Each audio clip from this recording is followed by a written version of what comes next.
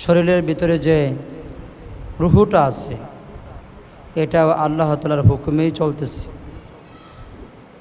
এই রুহুটাও যদি চলে যায়, কোরআন শরীফে আল্লাহ তাআলা বলছেন, কুলির রূহু মিন আমরিল্লাহ। নবী আপনি বলেন, রূহু এটা আল্লাহ তাআলার পক্ষ থেকে এক হুকুম। আল্লাহ তাআলার পক্ষ থেকে এক হুকুমের নাম রুহু। আল্লাহ তাআলার এই হুকুম শরীরের ভিতরে যতক্ষণ আছে ততক্ষণ পর্যন্ত এই রুহুর মাধ্যমে শরীর চলতেছে, কাজ করতেছে, শরীরের অঙ্গ প্রত্যঙ্গ সব ঠিক আছে। কিন্তু রুহুটা যদি চলে যায় তখন এই শরীর আর কোনো কাজ করে না। বেশিক্ষণ যদি আপনি জমিনের উপর রাখেন তাহলে শরীর পচে গন্ধ বের হবে। আর মানুষের শরীর পচা গন্ধ অনেক বেশি। জীবজন্তু জানোয়ার যেগুলো আছে এগুলোর পচা গন্ধর চেয়ে মানুষের শরীরের পচা গন্ধ অনেক বেশি।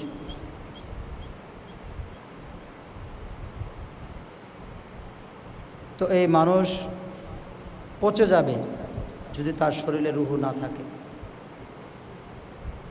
বেশিক্ষণ থাকবে না,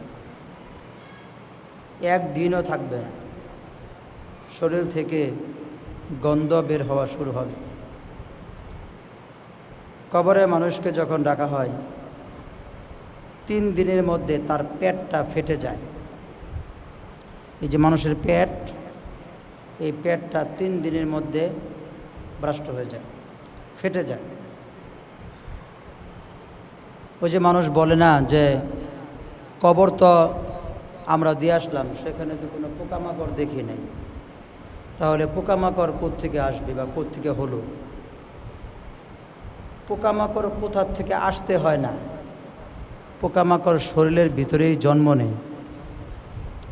কারণ নারী বুড়ি যেটা পেটের ভিতরে আছে, আমরা যখন গরু ছাগল জবাই করি তখন ওইটার ভিতরে যে বুড়ি বের করি ওইটা কিন্তু অনেক গন্ধ করে, কি না? অনেক দুর্গন্ধ আসে। পরে আমরা ধইয়া টইয়া চুন টুন লাগাইয়া তারপরে খাই, কিন্তু এমনি প্রথমে খোলার সাথে সাথেই কিন্তু অনেক গন্ধ আসে। ওই বুড়ি যদি আপনি একটা বাটির ভিতরে বা একটা গামলার ভিতরে 1 দিন রেখে দেন গোবর সহ, কীরকম গন্ধটা আসবে? 3 দিন যদি রেখে দেন ধারে কাছে যাওয়া যাবে? তো মানুষের পেট কবরে রাখার 3 দিন পরে ফাইটা যায়, এবং পেটের ভিতরে যে নারী বুড়িগুলো আছে ওইগুলো পইচা ওইখান থেকেই পোকামাকড় জন্ম নেয়, কীরা জন্ম নেয়। ওই কীরাগুলো আবার জন্ম নিয়ে বুড়ির বাকি অংশটুকু খেয়ে ফেলে। বাথরুমের ভিতরে যে পোকা কীরা হাঁটে ওইটা কি বাইরের থেকে আসে? ওইটা বাথরুমের ভিতরেই জন্ম নেয়, আবার বাথরুমের ভিতরে জন্ম নিয়ে আবার ওই বাথরুমকে ওই পোকাই খেয়ে ফেলে। ঠিক মানুষের অবস্থাও এরকম, পেটের ভিতরেই পোকা, পেটের ভিতরেই কীরা এগুলো জন্ম নেয়, এবং আবার জন্ম নেয়া শরীরের পুরো অংশটা এই কীরা পোকামাকড় এগুলো খেয়ে ফেলে। খেয়ে একদম পুরা একদম সাফার করে ফেলে। সব চামড়াগুলো যখন গোশত থেকে সরে যায়, গোশতগুলো যখন হাড্ডি থেকে সরে যায় তখন হাড্ডির জোর কমে যায়, শক্তি কমে যায়। আবার যখন হাড্ডি যে একটা হাড্ডি আরেকটা হাড্ডির সাথে যে কলকবজার মাধ্যমে যে জোড়া লাগানো আছে ওই জোড়াটা কিন্তু হাড্ডির মতো শক্ত না।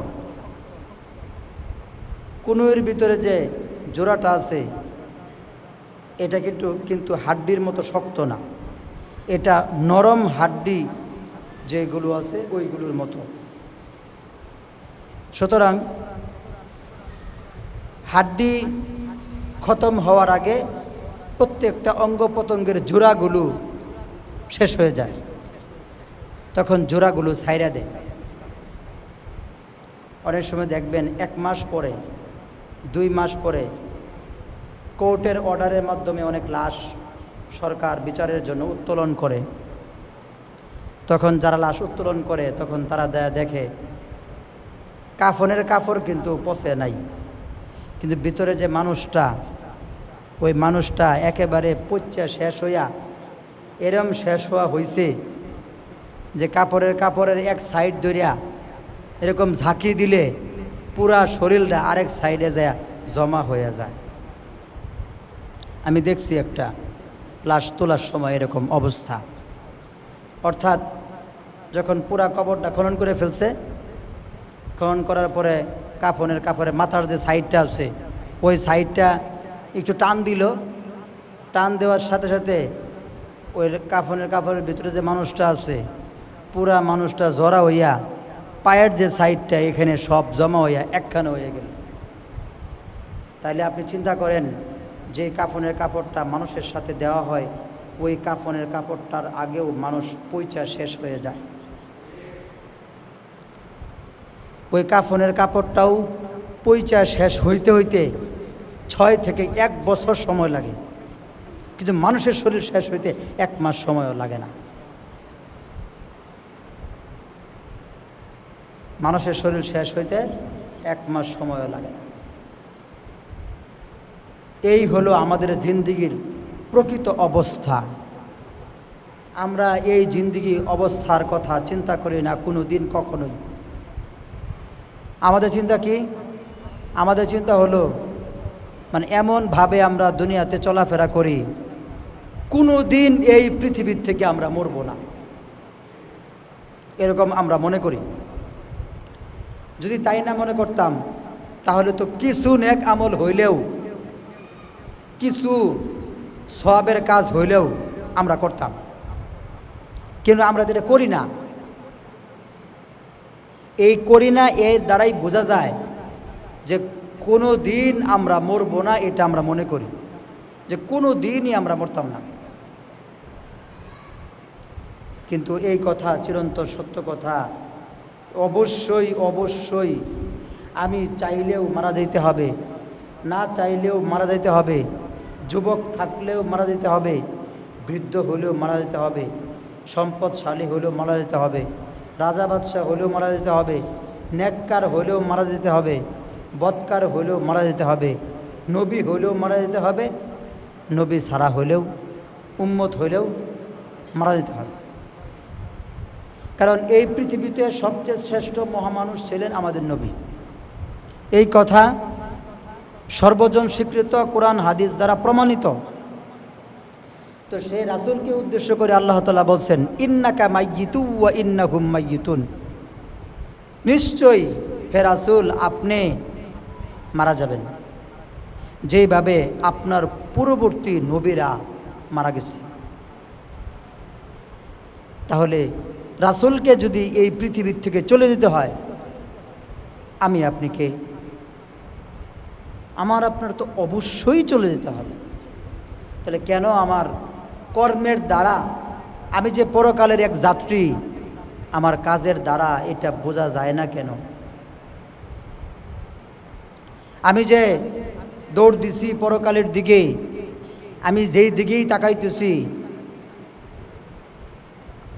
আমাদের আব্বা একটা কথা বলতেন আগে, যে মৃত্যু নামক যে তেজি ঘোড়া তোমাকে ধরার জন্য দৌড়ায় দৌড়ায় আসতেছে, রাত্রে ওই তেজি ঘোড়াটা যেখানে রাইখা তুমি ঘুমাইছ, সকালে ঘুম থেকে উঠে দেখো তেজি ঘোড়াটা ধরার জন্য আরও বহু দূর চলে আসছে তোমাকে ধরার জন্য।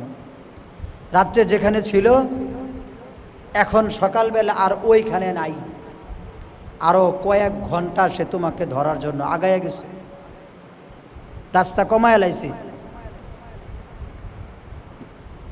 রাস্তা কমায় ফেলছে। এইভাবে সে দৌড়াইতেছে দৌড়াইতেছে দৌড়াইতেছে, মালাকুল মউত আমাদের দিকে আসতেছে। এক সময় দেখা যাবে আর মাত্র 1 ঘন্টার সময় বাকি আছে, এক সময় দেখা যাবে আর মাত্র 10 মিনিট সময় আমাকে ধরার জন্য বাকি আছে, এক সময় দেখা যাবে আর মাত্র 1 মিনিট ধরার জন্য আমাকে ধরার জন্য সময় বাকি আছে, মাত্র 1 মিনিট। সেই সময়টা পর্যন্ত কিতাবে আসছে সূর্য পূর্ব দিকে উঠে পশ্চিম দিকে অস্ত যায়, যেদিন পশ্চিম দিকে উঠা মাঝখানে আইসা আবার পশ্চিম দিকে অস্ত যাবে, ওই দিন আসার আগ পর্যন্ত মানুষের তওবার দরজা খোলা আছে, আর মানুষের মৃত্যু পর্যন্ত মানুষের তওবার দরজা খোলা আছে। তো সূর্য পশ্চিম দিকে উঠে আবার পশ্চিম দিকে অস্ত যাওয়ার সময় যদি আমরা নাও পাই, বা আমরা ওইটা অনেক দূরে থাকতে পারে, কিন্তু মৃত্যু তো দূরে না, মৃত্যুর কাছে, এবং মৃত্যু এত কাছে রাসূল বলেন যে তুমি ডান দিকে সালাম ফিরাইছো, বাম দিকে সালাম ফিরাইতে পারবা কিনা নামাজের, তা তুমি জানো না। এতটুকুও না, ঘাড়ের যে শাহরগ আছে, যেটা ঘাড়ের 2টা রগ, মেন রগ বলে, এই 2টা রগ মানুষের যত কাছে, মৃত্যু তার থেকেও কাছে। মানে এই 2টা রগ জবাই করার সময় কাইটা দিলে মানুষ মারা যায়।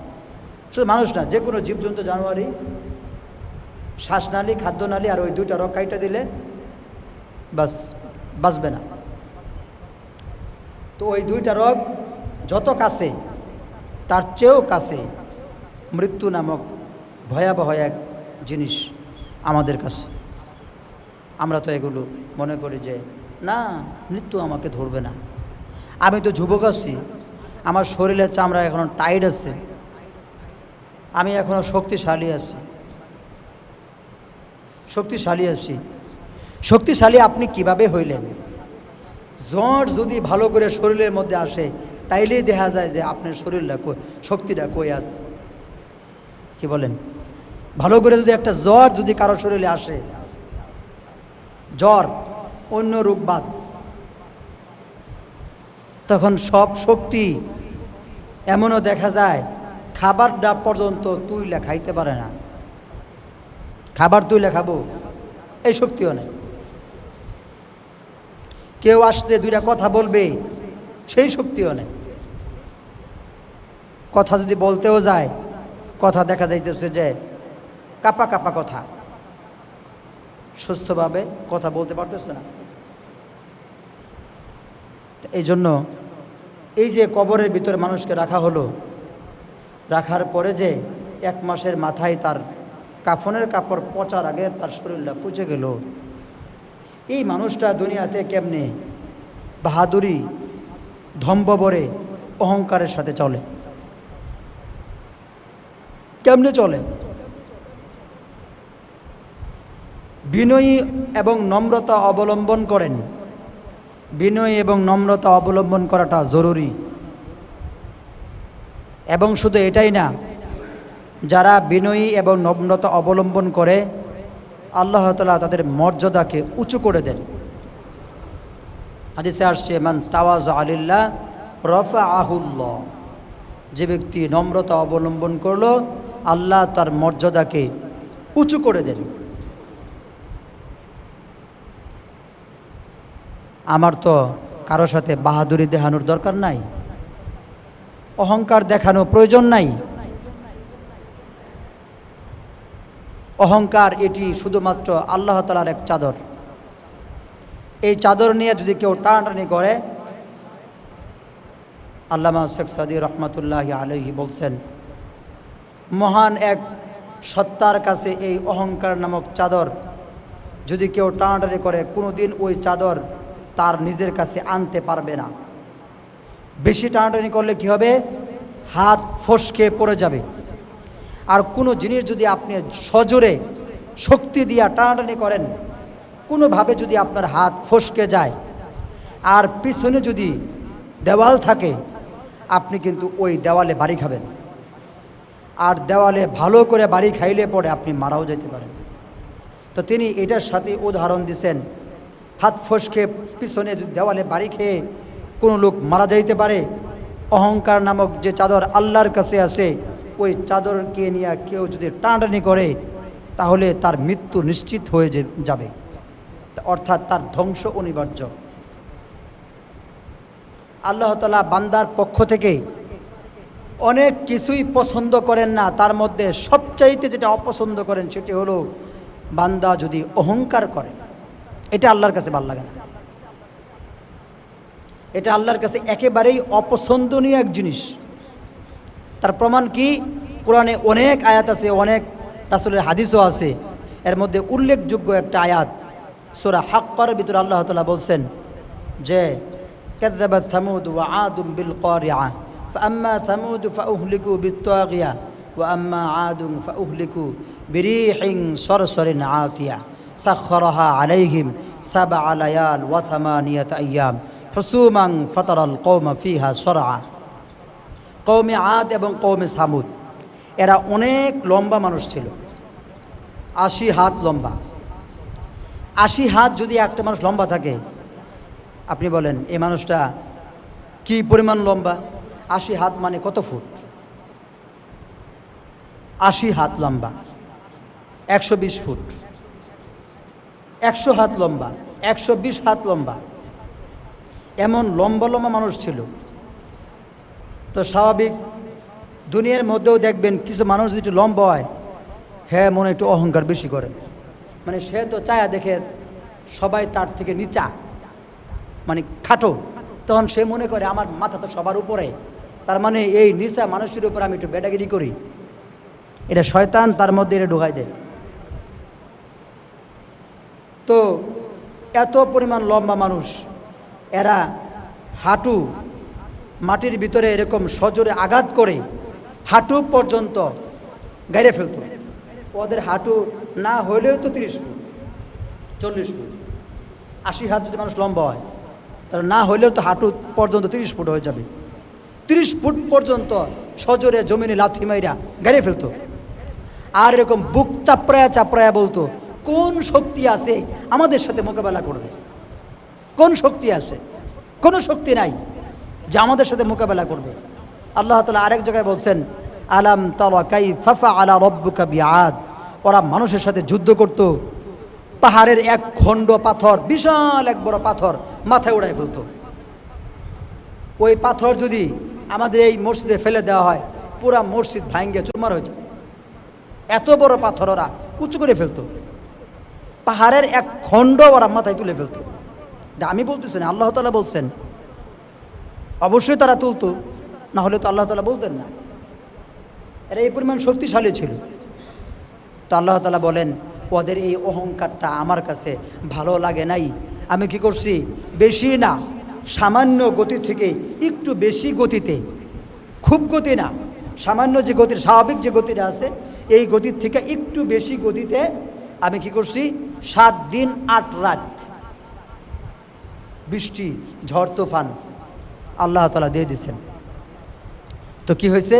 কান্নাকুম আজাজু নাখলিন খাবিয়া, এই মানুষগুলা মইরা এমনভাবে জমিনে পড়ে আছে, মনে হইতেছে খেজুর গাছ 6 মাস ধইরা মাথা ভাঙ্গিয়া পড়ে থাকলে যেমন দেখা যায়, এদেরকেও এইরকম দেখা যাইতেছে 7-8 দিন পরে। নাখলিন খাবে, নাখলিন শব্দটা খেজুর গাছ। খেজুর গাছ যেরকম 6-7 মাস ভাঙ্গিয়া পড়ে থাকলে যেরকম পচা দেখা যায়, মনে হয় না জানে কবে যেন ভাঙছে, ঠিক এই 7-8 দিন ঝড় তুফানের কারণে এই মানুষগুলা মইরা এইভাবে জমিনে পড়ে রয়েছে। কোথায় গেল এই এদের এই অহংকার, এই এদের এই দম্ভ কোথায় গেল? ঝড় তুফান এরা মোকাবেলা করতে পারলো না। তাও আল্লাহ তাআলা এটা বলেন না যে খুব ঝড় দিছি, খুব ঘূর্ণিঝড় হয়েছে, এটা বলেন নাই। একটু সামান্য বাড়াই দিচ্ছে, গতি একটু বাড়াই দিচ্ছে, বাস সব মরে শেষ। আচ্ছা আপনি বলেন, আল্লাহ তাআলা মারার জন্য তো ঝড় তুফানও লাগে না। আল্লাহ তাআলা তো এদেরকে ঝড় তুফান দিয়ে মারছে, কিন্তু আল্লাহ তাআলা কাউকে মারার জন্য কি ঝড় তুফানের প্রয়োজন আছে? আমি তো মনে করি ঝড় তুফান না, আল্লাহ তাআলার শুধু ইশারা প্রয়োজন, ধূলিসাৎ হয়ে যাবে এই ব্যক্তি। শুধু ইশারার প্রয়োজন। নমরুদকে আল্লাহ তাআলা কেমনে মারছে? ল্যাংড়া মশা দ্বারা মেরে ফেলছে। নমরুদ কিন্তু অন্যভাবে মরে নাই, এই ল্যাংড়া মশার কামড়ের চোটে আস্তে আস্তে সে মরে গেছে। এই যে ফেরাউন কেমনে মরছে আপনি বলেন? নীল দরিয়ার সমুদ্রে এত পরিমাণ স্রোত ছিল না যে কেউ সাঁতার কাইটা উঠতে না পারে, এত স্রোত ছিল না। এখনও স্রোত নাই। নীল দরিয়ার পানি স্বাভাবিক গতিতে চলে, অতিরিক্ত স্রোত না। আমাদের এই নদী যেভাবে স্বাভাবিকভাবে চলে, নীল দরিয়ার পানিও এইভাবে স্বাভাবিকভাবে চলে। আমাদের যে নদী সামনে আছে, এই নদীতে আমি মনে করি মোটামুটিভাবে যে সাঁতার কাটতে পারে, সাঁতার কাইটা পার হয়ে যেতে পারবে। পারবে না? অবশ্যই পারবে। তাহলে ফেরাউন তো অনেক উঁচা মানুষ ছিল। ফেরাউনও কিতাবে আসছে সাঁতার জানতো ফেরাউন, এবং তার যে লস্কর বাহিনী ওরা তো আরও জানার কথা, কারণ ডিফেন্সের বাহিনী, ওরা তো সাঁতার মাতার এগুলো যা আছে সব কমপ্লিট। তাহলে এই সব মানুষ এমনভাবে ডুবে ডুবে মারা গেছে, মনে হইতেছে এরা শিশু, একেবারেই শিশু বাচ্চা, পানিতে ছাড়িয়ে দিছে, অনেক আর বাঁচতে পারলো না, এরা সব মরে গেল। কোনোভাবেই বাঁচতে পারে নাই, কোনোভাবেই বাঁচতে পারে না। কারণ ওই পানির ভিতরে আল্লাহ তাআলা এমন এক শক্তি তৈরি করে দিচ্ছেন যে প্রাণী ওর আজরাইল হয়ে দাঁড়াইছে। এখন তো সে বাঁচতে পারবে না, প্রাণী ফেরাউনের আজরাইল হয়ে দাঁড়াইছে। আমি তো মনে করি যখন মুসা আলাইহিস সালাতু ওয়াস সালাম পার হয়ে গেলেন, দুই পাশের যে রাস্তা পানি ফাঁক হওয়ার মাধ্যমে রাস্তা তৈরি হয়েছিল, যখন মুসা আলাইহিস সালাম পার হয়ে গেলেন আর ফেরাউনের বাহিনী ফেরাউন সহ রাস্তা নদীর মাঝপথে গেল, তখন দুই পাশের যে রাস্তাটা বন্ধ হয়ে গেল, অর্থাৎ পানিটা যে ফাঁকা হয়ে গেছিল, ওই ফাঁকাটা যখন বন্ধ হয়ে গেল, এই দুই পাশের পানিটা যে চাপ দিছে, এই চাপেই ফেরাউনের বাহিনী সব মরে গেছে। কারণ পানির চাপ কিন্তু মানুষের মৃত্যু ঘটাইতে পারে। কিভাবে? আপনি কোনো মানুষকে এভাবে দাঁড়ানো অবস্থায় পানিতে ছেড়ে দিবেন তো সে পানিতে ঢুকে যাবে, কিন্তু শোয়া অবস্থায় 10-15 ফুট উপর থেকে ছেড়ে দিবেন, এই মানুষ মরে যেতে পারে। কারণ সে ওইভাবে ভিতরে ঢুকতে পারবে না, তখন পানির উপরে একটা চাপ খাবে, সে চাপ খাওয়ার কারণে সে মরে যেতে পারে। পানির চাপ কিন্তু বিশাল এক চাপ। তো মারা গেছে ফেরাউন, মারা গেছে, ফেরাউন বাঁচতে পারে নাই।